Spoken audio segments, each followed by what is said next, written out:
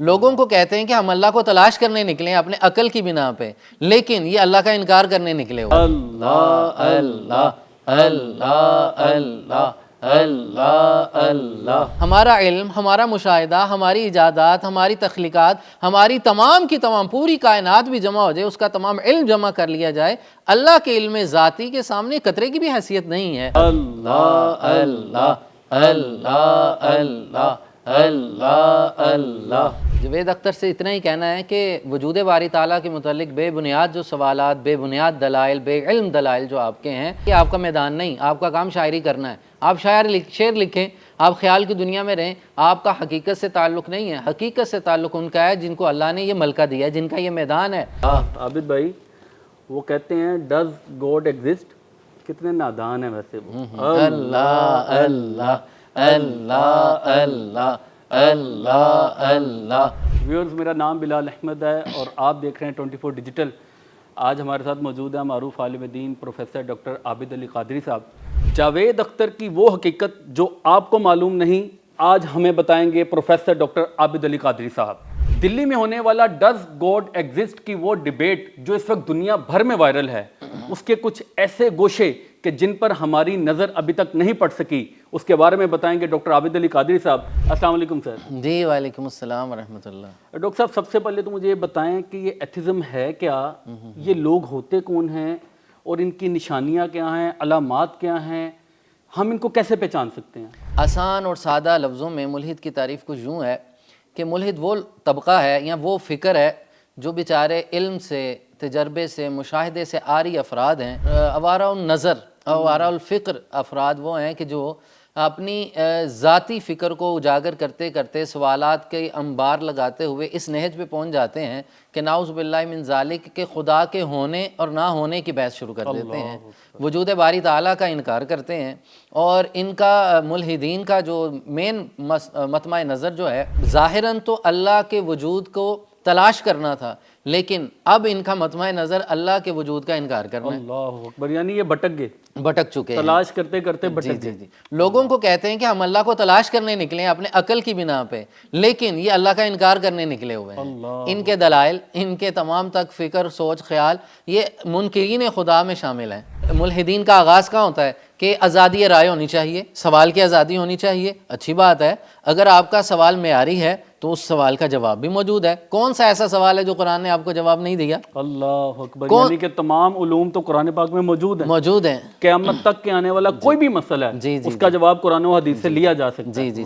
آگے چل کے یہ اپنی فکر کو تقویت دینے کے لیے سائنسی علوم کا سہارا لیتے ہیں، اور انہوں نے خود ساختہ ایک قانون بنا رکھا ہے کہ مذہب سائنس کی ترقی میں سب سے بڑی رکاوٹ ہے، جبکہ ایسا تو نہیں ہے۔ ایسا میرا خیال موجود اسلام اس دنیا میں سب سے بڑا مذہب الحمدللہ جو سائنس کو، ٹیکنالوجی کو سپورٹ کرتا ہے۔ جی وہ کہتا ہے کہ سائنسی تحقیقات ہوں، ہمارے اسلام میں ہی کئی ایسے اللہ کے ولی گزرے ہیں جنہوں نے کئی ایجادات کی ہیں۔ ہم سائنس کو سپورٹ کرنے والے ہیں اور یہ ہم ہی کو سائنس کے سامنے کھڑا کر رہے ہیں۔ یوں سمجھیے کہ سائنس دین اسلام، شریعت اسلامیہ، قرآن و سنت کی ایک برانچ کا نام ہے۔ واہ واہ واہ واہ واہ، آپ نے تو کوزے میں دریا بند کر دیا۔ اب وہ ایک برانچ کو آپ پورے کا پورا اسلام بھی نہیں کہہ سکتے، اور اس برانچ کو آپ اس اسلام سے جدا بھی نہیں کہہ سکتے، لیکن یہ ان کا طریقہ واردات ہے، یہ ان کا ایک سٹائل ہے۔ عوام الناس اور کم پڑھے لکھے لوگوں کو یا نئی نسل کو اپنی طرف مائل کرنے کے لیے دیکھیں سائنس نے یہ ایجاد کیا، یہ ایجاد کیا، یہ ایجادات سائنس کی ہیں، اور مذہب اس کے خلاف ہے۔ آپ بلیو کریں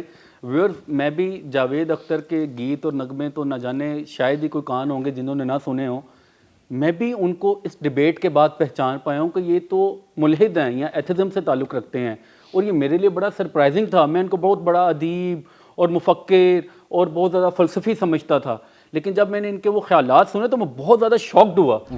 اب ہمیں کیسے پتہ چلے کہ یار یہ تو ایتھزم سے تعلق رکھتا ہے، ان کی کوئی بڑی موٹی نشانیاں؟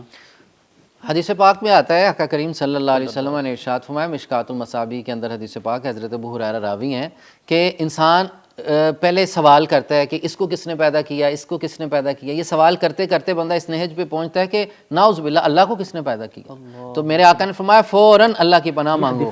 جی حدیث پاک میں موجود ہے، یہ حدیث پاک میں موجود ہے۔ پھر میرے آقا کریم صلی اللہ علیہ وسلم نے دوسرے مقام پہ فرمایا شیطان انسان کو ورگلاتا ہے۔ اگر ہم یہ جاننا چاہتے ہیں کہ آسمان کب اور کیسے وجود میں آیا، زمین کیسے وجود میں آئی، یہ چاند ستارے نظام شمسی، تو جب ہم دیکھتے ہیں، بلکہ اللہ پاک کا حکم ہے کہ میری نشانیاں تلاش کرو، جی جی تو جب ہم اللہ کی یہ قدرت دیکھتے ہیں تو دل میں ایک اللہ پاک کے بارے میں محبت، پیار کہ یار دیکھو رب نے یہ بھی پیدا فرمایا، یہ بھی پیدا فرمایا، تو اس میں کوئی بری بات تو نہیں ہے؟ جی، سوال میں بری بات نہیں ہے، اللہ کی صفات کے متعلق تلاش کرنا، سوال کرنا بری بات نہیں ہے، لیکن آپ صلی اللہ علیہ وسلم نے اللہ کی ذات کے بارے میں منع فرمایا، اس میں بڑی حکمتیں ہیں۔ کیوں منع فرمایا؟ فرمایا فوراً یہ ویورز، یہی وہ پوائنٹ ہے جس کو جاوید اختر صاحب نے بیس بنایا تھا، جی جی یہی وہ پوائنٹ ہے۔ وہ کہتے ہیں کیوں نہیں پوچھنا، جی جی رب کی ذات کے بارے میں کیوں نہ پوچھیں، اللہ کے بارے میں کیوں نہ پوچھیں، یہ ان کا پوائنٹ تھا۔ میں چاہوں گا اس پر آپ خصوصی طور پر روشنی ڈالیں۔ یوں سمجھیے ایک پرائمری کلاس کا بچہ پی ایچ ڈی لیول کے اسکالر سے بڑے سوال کرنے لگ پڑے تو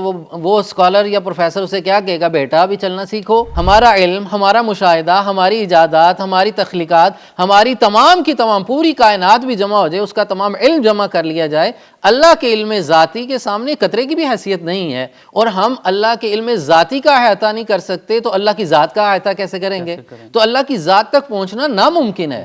یہ تو ہمارا سفر آقا کریم صلی اللہ علیہ وسلم نے آسان کر دیا، وگرنہ ہم بھی بہک جاتے، اس ذات کی طرف چلتے، وجود باری تعالیٰ کی طرف ہمارے بھی سوالات ہوتے، لیکن آپ صلی اللہ علیہ وسلم نے آخری سیڑھی تک ہمیں پہنچا دی اور بچا دی، بس ادھر تک رہنا ہے۔ فل سٹاپ لگانے کی حکمت کیا ہے کہ کیا حکمت کیا ہے؟ حکمت یہ ہے کہ وہ ناممکن چیز ہے، تمہارے بس کی بات نہیں ہے۔ عوام پہ، مخلوقات پہ، انسانوں پہ، جنات پہ اللہ کے مظاہر تو ظاہر ہو سکتے ہیں، حقیقت کوئی نہیں پہنچ سکتا۔ تو لہٰذا یہ جو پھنسانے کے طریقے ہیں، یعنی جاوید اختر کو کہہ رہے ہیں آپ؟ جی جی، یہ ان لوگوں کے پھنسانے کے آپ طریقے کیمرے میں دیکھیں، وہ آپ کو دیکھ رہے ہوں گے۔ جی، یہ ان لوگوں کے پھنسانے کے طریقے کیسے ہیں میں اس پہ عرض کرتا ہوں۔ 4 قسم کے لوگ ہوتے ہیں ملحدین میں۔ سب سے پہلے ملحدین میں بھی اقسام ہے؟ جی، ان میں بھی اقسام ہے۔ نمبر 1، ہمیں بچنا ہے، ہماری قوم کو بچنا ہے، تعلیمی اداروں میں پڑھنے والے میرے بچے بچیاں، یہ انہوں نے اپنا دامن بچانا ہے ایسے لوگوں سے۔ بڑے پولائٹ ہو کے آپ کے سامنے آئیں گے، لیکن ان کے پاس سودا صرف زہر کا ہے، اللہ، ان کے پاس کوئی مٹھاس نہیں، کوئی اخلاقیات نہیں ہے، یہ نام ایتھکس کا لیتے ہیں اور دور تک ان کا ایتھکس سے تعلق نہیں ہے۔ یہ کیسی اخلاقیات ہے کہ آپ رب کی ذات کے بارے میں تنقید کر رہے ہیں؟ پہلا درجہ ان کا یہ ہوتا ہے، یہ وہ لوگ ہیں جو اپنے متعصب قسم کے لوگ ہوتے ہیں کہ ماننا ہی نہیں ہے کسی کو۔ یہ جو شاعر، ادیب بہت اچھے لوگ بھی ہیں، لیکن اکثر و بیشتر ہم دیکھتے ہیں یہ خیالات جب ان کے الجھ جاتے ہیں، یہ خیال کی دنیا میں رہتے ہیں، اور خیال کی دنیا میں جب رب تعالیٰ کی ذات کے متعلق سوچنے لگتے ہیں تو ان کی سوچ بہک جاتی ہے۔ اللہ اکبر، یہ بڑا باریک نکتہ ہے، چونکہ آپ بلیو کریں ہمارے جو نوجوان شعراء ہیں جی جی وہ بھی obviously تخیلاتی زندگی میں دنیا میں کھوئے ہوتے ہیں، ان کے لیے بڑا یہ اہم پوائنٹ ہے۔ یہ تصورات کی دنیا ہے، یہ خیال کی دنیا ہے۔ خیال کی دنیا خیال تک رہتی ہے، خیال کبھی حقیقت تک نہیں جا سکتا۔ خیال وہ حقیقت تک جاتا ہے جس کی بنیاد پکی ہوتی ہے، جو عقل تحت الوحی ہوتی ہے وہ کامل ہوتی ہے۔ دوسرا طبقہ اس کے اندر ایسا ہوتا ہے کہ جو اپنے علم کا اظہار چاہتے ہیں، وہ کہتے ہیں جو میں نے کہہ دیا وہی عرف آخر ہے۔